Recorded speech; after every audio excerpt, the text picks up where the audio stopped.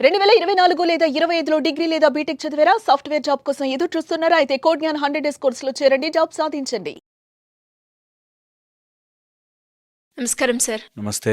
ఇద్దరు ప్రేమించుకున్న తర్వాత ఇంటి నుంచి వెళ్ళిపోదాము అని డిసైడ్ అయిన తర్వాత వెళ్దాము అన్న ప్లాన్ చేసుకొని తీరా వెళ్ళినంక అమ్మాయి ఒకతే మిగిలిపోవడం జరుగుతుంది. కొన్ని సందర్భాల్లో ఇద్దరు ఇటు అమ్మాయి అబ్బాయి వచ్చి పెళ్లి చేసుకున్న అవి చూసాము. కానీ ఇంకొన్ని సందర్భాల గురించి మనం మాట్లాడుకుంటే ఎస్పెషల్గా అంటే ఇంటి నుంచి బ్యాగ్ సదురుకొని అమ్మాయి ఇంటి నుంచి వచ్చేసిన తర్వాత అబ్బాయి వస్తాడు అన్న నమ్మకంతో ఇంటి గడప దాటి బయట పెట్టిన తను చివరికి తను రాకపోగా ఒంటరిగా రోడ్డు మీద మిగిలిపోవాల్సిన పరిస్థితి ఈ మధ్య కాలంలో మనం ఎక్కువగా చూస్తూ ఉన్నాం. అలాంటి టైంలో ఒక అమ్మాయి యొక్క మానసిక పరిస్థితి కావచ్చు, తన స్టేట్ ఆఫ్ మైండ్ ఎలా ఉంటుంది సార్?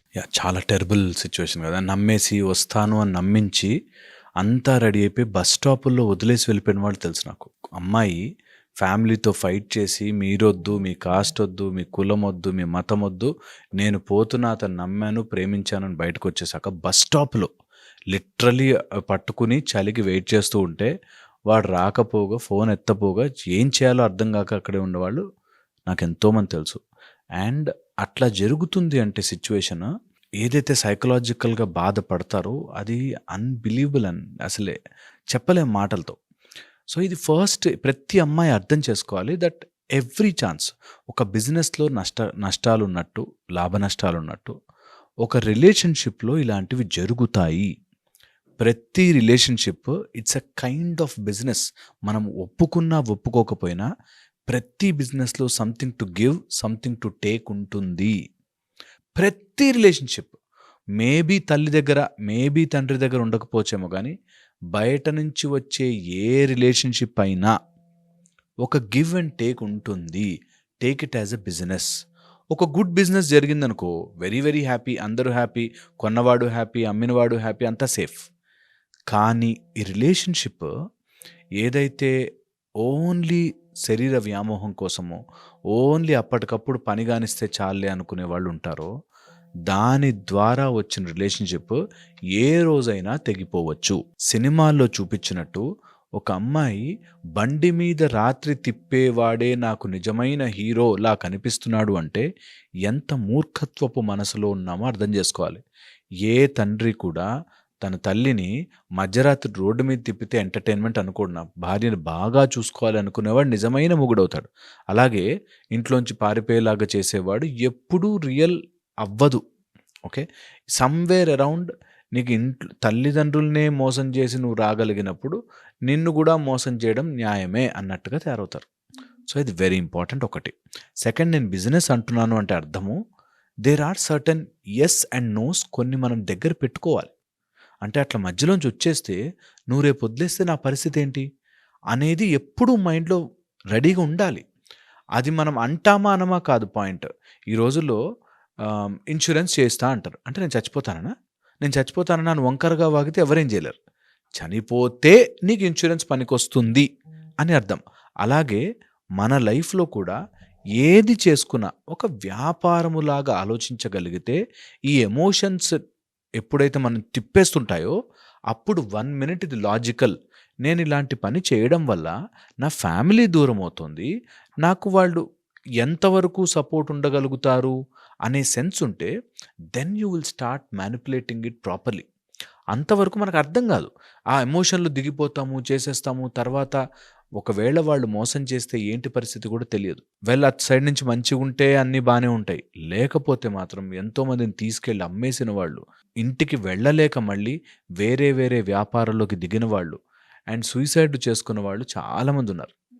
ఎమోషనల్గా డ్యామేజ్ అయిపోయి డిప్రెషన్, సూసైడల్ టెండెన్సీస్, లోన్లీనెస్, జీవితాంతం ఎవరిని నమ్మకపోవడం. ఒక్కసారి అలాంటి జరిగితే they can never believe anyone. ఇది లవ్లోనే కాదు, అన్నిట్లో ఉంది. నేను చెప్తున్నాను కదా మీకు, ఒక తల్లి మొగుడు లేకపోగా ఆమె కొడుకుని ప్రాణాతి ప్రాణంగా పెంచుకుంటే వాడు నువ్వెందుకు నన్ను అన్నావు, నువ్వు పో అని చెప్పి ఇంట్లోంచి బయటకు తరిమేసిన వాళ్ళు ఉన్నారు.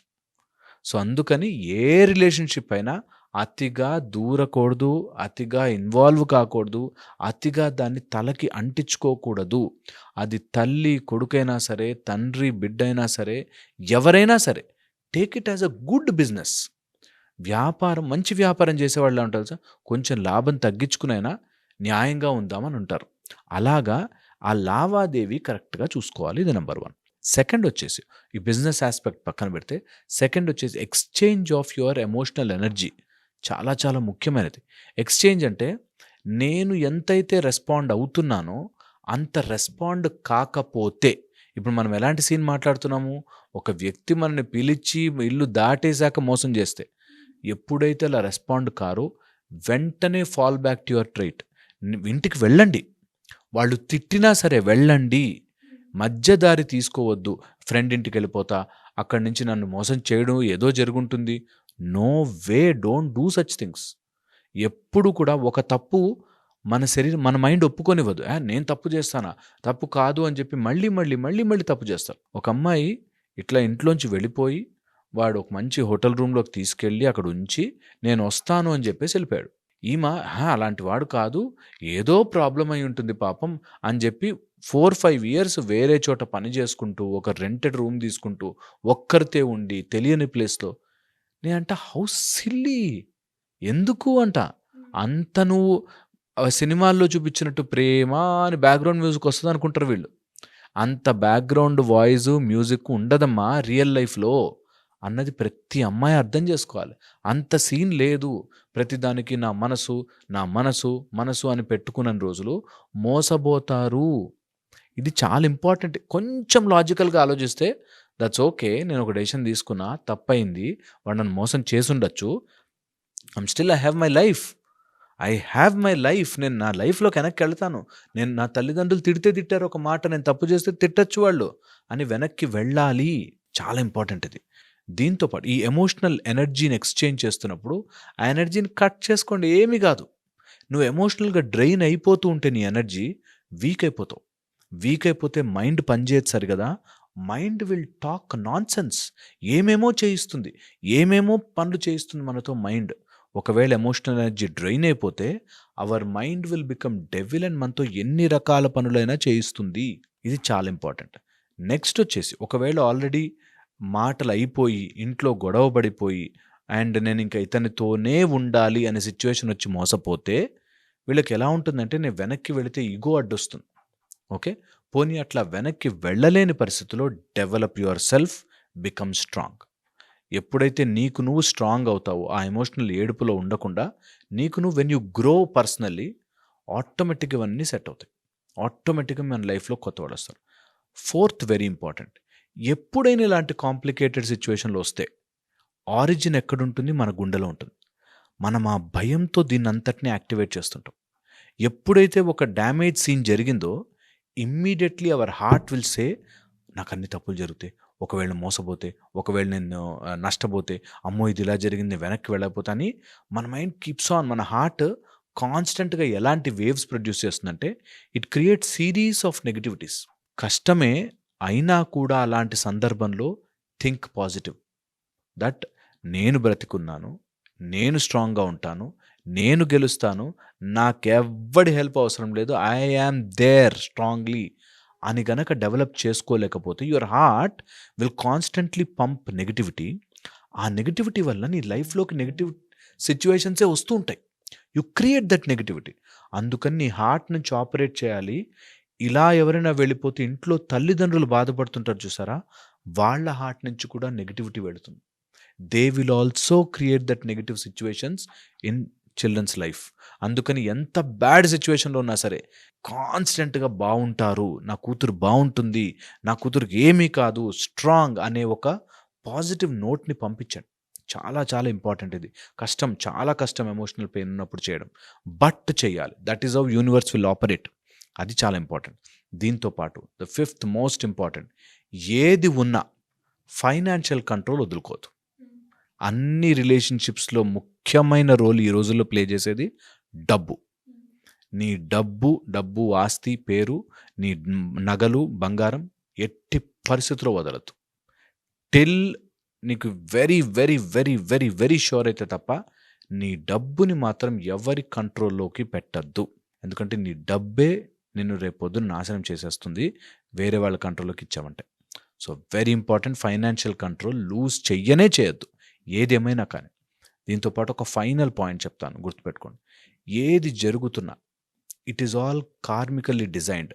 ఆ టైంలో ఎందుకు అలా ఆలోచించాము, అంత సెన్స్ లేకుండా ఎలా బిహేవ్ చేశాను, అసలు ఇలాంటి తప్పులో నేనెలా ఇరుక్కున్నాను, ఎప్పుడు ఇలా లేదే, నేను ఎట్లా పడిపోయాను, ఇట్స్ ఆల్ కార్మిక్ ప్లాన్. నిజంగా మన మైండ్ ఇట్లా డిమ్ అయిపోతుంది ఆ రోజు, అలా రాంగ్ డెసిషన్ తీసేసుకుంటాం. ప్రతి మనిషి తీసుకుంటాడు.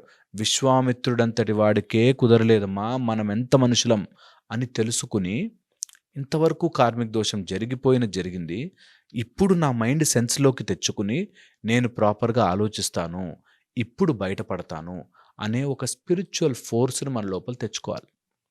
స్పిరిచువల్ ఫోర్స్ని తెచ్చుకోవాలి అంటే ఎప్పుడు వస్తుంది స్పిరిచువల్ ఫోర్స్? చాలా చాలా సింపుల్, సత్యము ధర్మము వైపు ఉన్నప్పుడు వస్తుంది. వాట్ ఈజ్ ధర్మం? అది ఆలోచించుకో.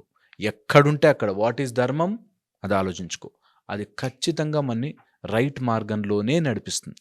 అందుకే ఆల్వేస్ ధర్మమునే పాటించవలే, ఎంత కష్టం వచ్చినను ధర్మము ధర్మము ధర్మము.